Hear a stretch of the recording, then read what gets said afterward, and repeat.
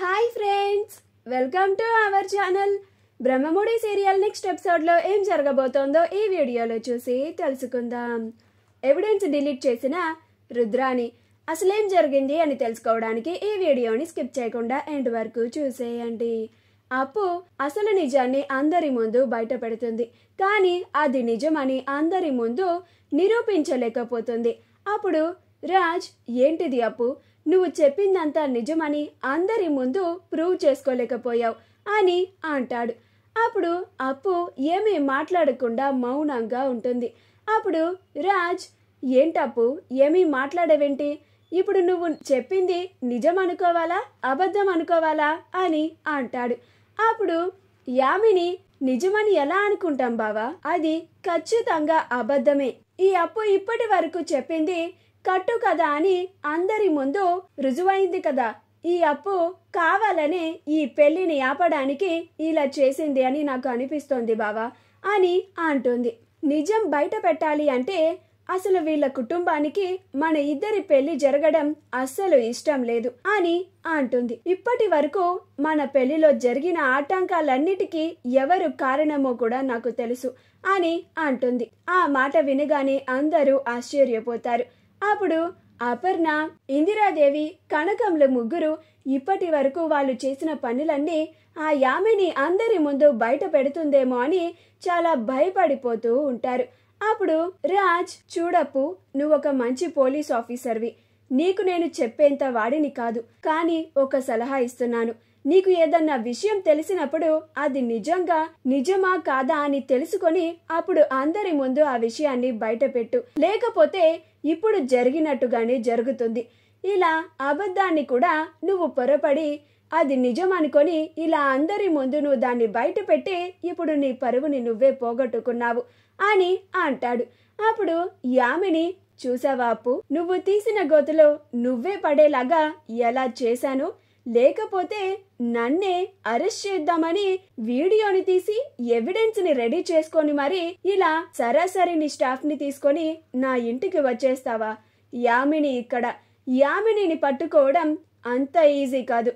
నేను నా జాగ్రత్తలో ఉంటాను కదా, పైగా మీతో కలిసి ఉండే మీ కుటుంబంలోని వాళ్ళు రుద్రాని, రాహుల్ ఇద్దరు నాకు శ్రేయోభిలాషులు. వాళ్ళు నువ్వు సంపాదించిన ఎవిడెన్స్ ని డిలీట్ చేసి నాకు సహాయం చేశారు. ఇలానే నువ్వు ఎన్ని ప్రయత్నాలు చేసినా కానీ నేను మాత్రం నీకు చిక్కను, దొరకను, నువ్వు నన్ను పట్టుకోలేవు అప్పు అని అనుకుంటూ ఉంటుంది. అప్పుడు స్వప్న, అసలు ఎవిడెన్స్ ఎలా మిస్ అయ్యింది, ఈ ఎవిడెన్స్ పోవడానికి కారణం మా అత్త రాహుల్ కాదు కదా అని వాళ్ళిద్దరి వైపు అనుమానంగా చూస్తూ ఉంటుంది. అది గమనించి రాహుల్, మమ్మీ, ఆ స్వప్న ఏంటి మన ఇద్దరిని అలా చూస్తోంది అని భయపడుతూ అంటాడు.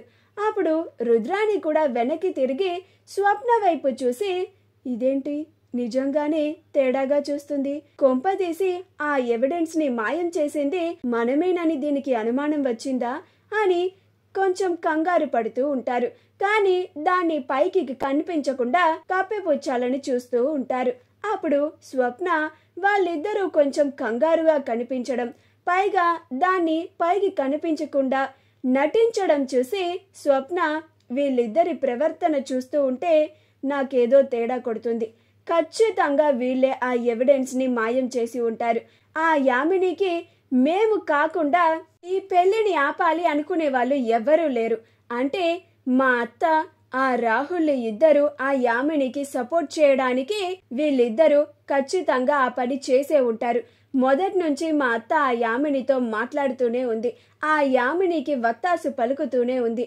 వీళ్ళిద్దరి చేత ఎలాగైనా నిజాన్ని రాబట్టాలి అని రుద్రాని పక్కకి వెళ్ళి నుంచొని అత్తా అని అంటుంది. అప్పుడు రుద్రాని, ఏంటి స్వప్న అని అంటుంది. అప్పుడు స్వప్న, నీతో కొంచెం మాట్లాడాలి, కొంచెం పక్కకి రా అత్త అని అంటుంది. అప్పుడు రుద్రాని, ఏం మాట్లాడుతున్నావు స్వప్న, ఇక్కడ ఇంత పెద్ద గొడవ జరుగుతూ ఉంటే పక్కకి రమ్మంటావేంటి, నేను రాను అని అంటుంది. అప్పుడు స్వప్న, నువ్వు మర్యాదగా నేను పిలిచినప్పుడు పక్కకి రాకపోతే ఇక్కడే అందరి ముందు నిన్ను నిలదీసి నువ్వు చేసిన పనిని బయట పెడతాను అని బెదిరిస్తుంది. అప్పుడు రుద్రాణి అమ్మో ఇదేంటి ఇలా మాట్లాడుతుంది, కొంప తీసి ఆ ఎవిడెన్స్ ని మాయం చేసింది మేమే అని ఇది చూసేసిందా లేక దీనికి తెలిసిపోయిందా అని కంగారు పడుతుంది. అప్పుడు స్వప్న ఏంటత్తా అలా పక్కకి వస్తావా లేక ఇక్కడే అందరి ముందు నిన్ను నిలదీయమంటావా, నువ్వు చేసిన పనిని అందరి ముందు బయట పెట్టమంటావా అని అంటుంది. అప్పుడు రుద్రాణి వస్తున్నాను పద అని ఇద్దరు వెళ్తూ ఉంటారు. అప్పుడు రాహుల్ వీళ్ళిద్దరు ఎక్కడికి వెళ్తున్నారని రాహుల్ కూడా వాళ్ళిద్దరితో పాటు వెళ్తాడు. అలా పక్కకి వెళ్ళిన తరువాత స్వప్న అత్త నిజం చెప్పు, ఆ ఎవిడెన్స్ ని మాయం చేసింది మీరిద్దరే కదా అని అంటుంది. అప్పుడు రుద్రాణి మాకంత అవసరం ఏముంది, అయినా మేము కూడా మీతో పాటు ఆ యామిని పెళ్లి జరగకూడదు అని కోరుకుంటున్నాము కదా, అలాంటిది కావ్యకి అన్యాయం జరిగేలాగా ఆ యామినికి మేమెలా సపోర్ట్ చేస్తామనుకుంటున్నాం, పైగా ఆ పోలీసులు వచ్చినప్పుడు ఆపండి అని అందరికన్నా ముందు అరిచింది నేనే కదా, పోలీసులు వచ్చారని చెప్పింది కూడా నేనే కదా అని అంటుంది. అప్పుడు స్వప్న నాకు మీ ఇద్దరి గురించి బాగా తెలుసు, మీ ఇద్దరి మీద అనుమానం వచ్చే నేను అసలు ఈ పెళ్లికే రానివ్వకుండా ఇద్దరిని గదిలో పెట్టాను, కానీ ఇద్దరు పందికొక్కుల్లాగా ఆ కిటికీ తలుపుని విరక్కొట్టి మరీ కిటికీలో నుంచి దూరి తప్పించుకొని ఈ పెళ్లిని జరిగేలాగా చేయడానికి మేము ఇక్కడికి వచ్చి ఈ పెళ్లికి ఆటంకాలు సృష్టిస్తామని, ఆ ఆటంకాలని మీరు అడ్డుకోవడానికే ఇక్కడికి వచ్చారని తెలుసు, ఆ ఎవిడెన్స్ ని మాయం చేసింది మీరే అని కూడా తెలుసు, అంత అవసరం మీకు తప్ప ఇంకా ఎవ్వరికీ లేదు అని అంటుంది.